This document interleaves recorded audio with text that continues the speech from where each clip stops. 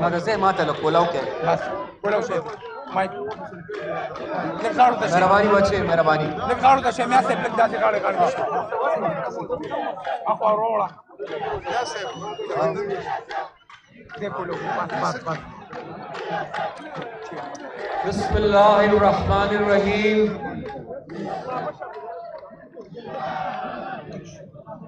د دې ډېرې تاریخي جلسے محترم صدر صاحب زما انتہائی قابل احترام مشر محترم حضرت مولانا فضل الرحمان صاحب پسٹیج تشریف فرما دا اتحادی پارٹو انتہائی قابل احترام مشرانو اور پدے میدان کے مات مخامخ موجود عالمان و صاحبانو سپینگیر و مشرانو زما رونو زما مرگرو زما کشرانو او زما گلالو بچو ماتا دنے خبر احساس دے چې تاسو ډېر طویل انتظار کړی دی او زه په دې پوهیم چې څنګه نن تاسو قربانې نو داسې زم قربان او زه په دې پوهیم چې څنګه نن دا راغلي مېلمانه ستاسو مېلمانه دي نو داسې زما مېلمانه دي او زه په دې پوهیم چې څنګه د دې عزت په تاسو فرض دی داسې د دې ټولو مشرانو عزت او احترام په ما باندې هم فرض دی او دا خو اسیم زه برملا هر ځای ویم که چېرته په بعضې سیاسي معاملاتو باندې زموږ اختلاف رای هم راغلي که چېرته د سیاست په میدان کې مخالفت هم راغلي خو زه برملا دا خبره کوم چې هغه اختلاف رای په خپل ځای هغه سیاسي معاملات په خپل ځای خو زه په ذاتي حیثیت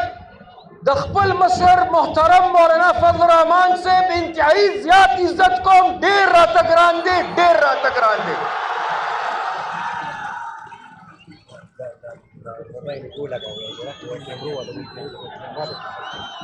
او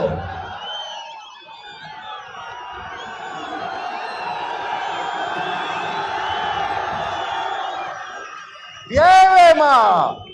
بیا ځکه ویمه چې زما دړه اواز دی او ستاسو هم دړه اواز دی او پرې چې سبا کوم بې خونده را روان دی چې رده پې د الوچ وي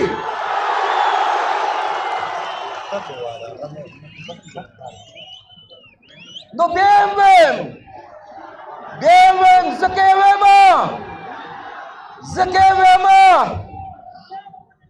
ځکه یې ویمه چې د مولا صاحب مشرانو د باچا خان بابا سره یو ځای شریک سفر کړی دی ځکه یې ویمه چې د مولانا صاحب محترم والد صاحب او زما نیکه زه په دې فخر کوم چې په شریک سیاسي سفر کړی دی او سیاسي جدوجہد کړی دی ځکه یې ویمه چې ما ته د دې خبرې احساس دی چې مولانا صاحب ته څنګه د خپل کور عزت ګران دی داسې ورته زما د مشرانو د کور د ولی باغ عزت هم ګران دی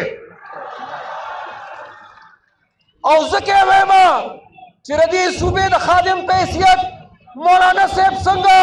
د اکرم خان دراني صاحب رهنمایي کړې وه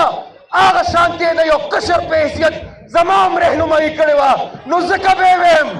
بیا به یې ویم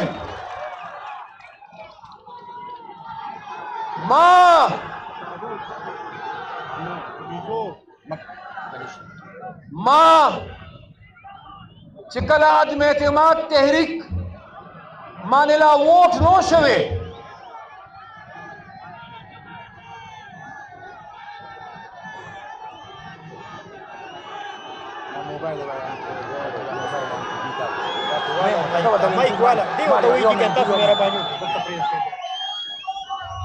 زما خبره واورئ زیره ته چل خیم که نه زیره ته چل خیم چې دا څنګه به کوئ ما د عدم اعتماد نه یو څو ورځې مخکې زه د خپل مشر محترم مولانا فضل الرحمن صاحب سره په یو محفل کې ناست وم او زما خپل خواهش او تجویز دوی ته دا و مشران بهتر پوهېږي مشران په هر څه پوهېږي او موږ نه ډېر بهتر پوهېږي خو زما د ناقصه عقل مطابق زما رای دا وه او زما دا رای دواړو مشرانو ته وا او دا زما دا رای زما یو مشر محترم اسفندیار ولی خان صاحب تم ده او زما دا رای خپل دې مشر محترم مولانا فضل الرحمن صاحب تم ده او رای مې څه ده رای مې دا ده چې کله هم یو مصیبت راشي کله هم یو فتنه راشي او کله هغه فتنه یو ډېر شکل خطرناک شکل اختیار کی نو بیا د قام مشران کینی یو قام یو کی دا د پښتنو مشران دي دا د جماعتونو الحمدلله د مدرسو د اجرو مشران دي زه د دواړو مشرانو ته خواست کوم چې څنګه دا قام د تخبې په دې میدان کې په دې مردان ضلع کې یو دی خواست ته کوم په دې ټوله پښتونخوا کې دا قام یو کې د دې فتنې خلاف چې د دې فتنې نه ځان خلاص کړو هېڅ پروا مې په دې نشته که یو څو سیټونه کم ملاویږي یا سیوا ملاویږي هېڅ پروا مې په دې نشته چې وزیر اعلی څوک راځي هېڅ پروا مې پرې نشته وزیر اعلی مې بس هغه پکار دی چې په کولاو مټ د دې پښتنې خاورې خدمت وکړي او په کولاو مټ باندې د پښتون د آبادۍ او د ودانۍ لپاره خپله ستړې وکړي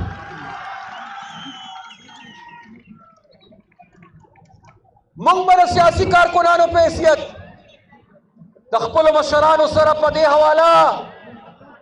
مکمل مرسته کوو ځکه چې دا نور پاکستان خو 4 کاله وځپلی شو مونږ خو دا تقریبا 10 کال دی 10 کال دا چې کوم سړی سبا را روان دی ووټ به غواړي نو تپوس دې کوم چې څه کم 4 کاله ته د دې ملک وزیر اعظم وې 100 ځله تخبې او شیرګړ ته راغلې څه خدمت دې د دې خلکو کړی دی څه خدمت دې کړی دی 100 ځله راغلې مونږ ته وې امپورټډ حکومت الزام په مونږ لګې او په خپله د میاوالي نه شیرګړو تخبې ته راځي امپورټډ امیدواره اول خلکو له جواب ورکړه چې تا د وزیر اعظم په حیثیت څه خدمت کړی دی وی په 9 حلقو به ودرېږم او په 9 حلقو به الیکشن کوم او اسمبلی ته به هم نه ځم نو جواب را چې اسمبلی ته د خلک ولې ولیږي چې ته اسمبلی ته ځې نه او تا پسې به وروره چېرته څوک ګرځي دا نیک پاک او پرهیزګاره انسان دی مولانا محمد قاسم صاحب کم از کم یو عام سړی یو غریب سړی که سبا ورځي د دروازې کلاو دي د بنیګاله دروازې خو په هغه خلکو باندې بندري چې کم خلک نن د عمران دپاره ووټ غواړي په دې حلقه کې.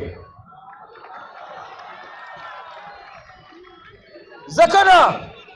د دې حلقې چې کوم مخکې MLA و هغه ته ویې لاړ شه بغیر اجازته بنیګاله ته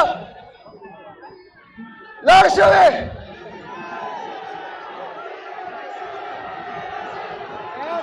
لاړ شه که وې تللی شي نشي تللی. دلته ګورې هلته توبه خدای توبه هلته غرور دی هلته تکبر دی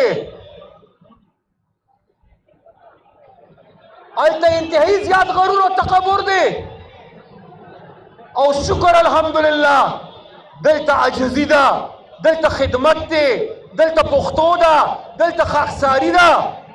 الحمدلله. او زه نن دا ضرور ویل غواړم چې کوم سړی نن ودرېږي او وایي چې ګراني ده بېشکه چې ده چې کوم سړی نن دا وایي چې د ګرانۍ طوفان دی بېشکه چې دی خو د IMF په دې معاهده باندې دستخط چا کړی و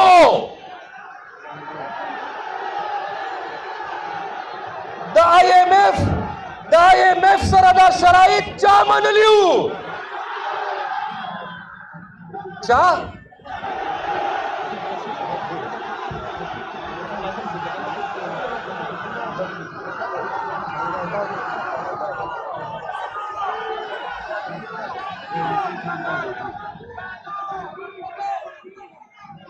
ښه زه بخښنه غواړم زه پوه نه شوم تاسو الحمدلله ډېر په اوچت اواز ووایئ خو بیا هم پوه نه شوم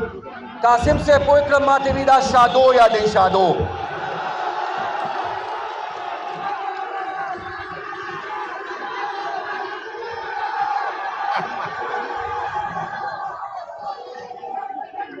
دا دستخط چا کړی و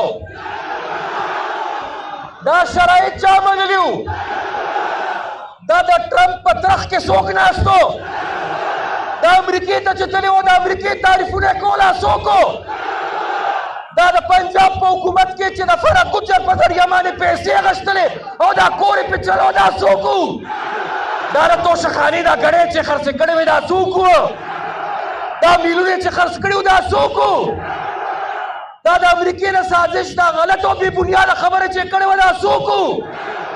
دا نن چې په امریکې جرګې کوي دا څوک دی دا نن چې د امریکې نه معافی غواړي دا څوک دی دا نن چې په فوج د شپې جرګې کوي دا څوک دی دا په تقریرونو کې چې ججانو باندې بد وایي او په عدالتونو کې معافی غواړي خلک وایي ګوتې ولګوله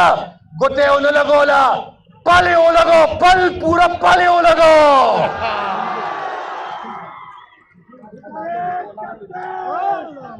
نو اوس مشرانو ملګرو خبرې به مشر کوي خبره به تفصیلي هغه کوي خو دې انسان په بین الاقوامي دنیا کې پاکستان د رسوا کولو کوشش وکړ د په بین الاقوامي دنیا کې موږ د خلکو د خندا کړو د پاکستان په معیشت باندې خودکش حملې وکړې د پاکستان د قرضو په دلدل کې ګیر کړ د پاکستان د سیاست نه قدر احترام عزت او درنوالی ختم کړ د په وجه باندې زموږ یو نسل لګیا دی ګمراه شو خراب شو ځکه زه دا وایم دا فتنه ده دا فتنه او چې دا فتنه ده نو اول خبره کوم د عوامي نیشنل پارټۍ کارکنانو ته هر هغه کس چې باچا خان بابا او ولی خان بابا خپل مشران ګڼي هر هغه کس چې اسفندیار خان ته خپل قائد وایي او هر هغه کس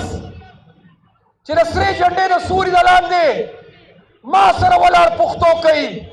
دا د مانې جرګه کوم دا د تخواس کوم دا ما سره خواته ولاړ دا ګورې د جمعیت امیدوار رستو دی دا اول د باچا خان او د ولی خان او د سرې جنډې امیدوار دی انشاءاللہ تعالی انشاءاللہ تعالی انشاءاللہ تعالی دا اول زمونږ امیدوار دی او بیا زمونږ د شریک امیدوار دی نو داسې ووټ به ورکوئ داسې ووټ به ورکوئ چې انشاءالله زه سبا هم د خپلو مشرانو ته کېناستی شم او زه ورته دا گزارش کوی شم چې زما مشرانو تش د یو ضمني الیکشن دپاره اتحاد نه بلکې د راروان عام انتخاباتو دپاره اتحاد پکار دی چې په شریکه د صوباړي صفایه وکړو د پښتونخوا نه انشاءالله که خیر وي انشاءاللہ تعالی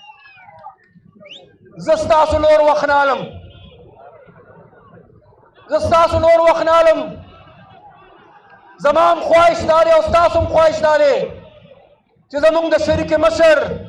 خپل خطاب وکړي خو یو ځل بیا ستاسو شکریه ادا کوم او انشاءالله الله ته سوال کوم پروردگار ته سوال کوم او تاسو نه مې دا تمه ده چې د 14 تاریخ په ماسخوتن به انشاءالله عمران ته د هغه په ژبه کې د کرکټ په ژبه کې ځکه په سیاست که نه پوهېږي په کرکټ پوهېږي کم از کم نو د کرکټ په ژبه کې به ورته وایو چې شادو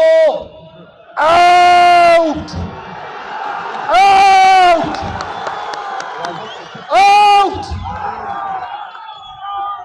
ډېره مهرباني ژوندي اوسئ خوشحاله اوسئ آباد اوسئ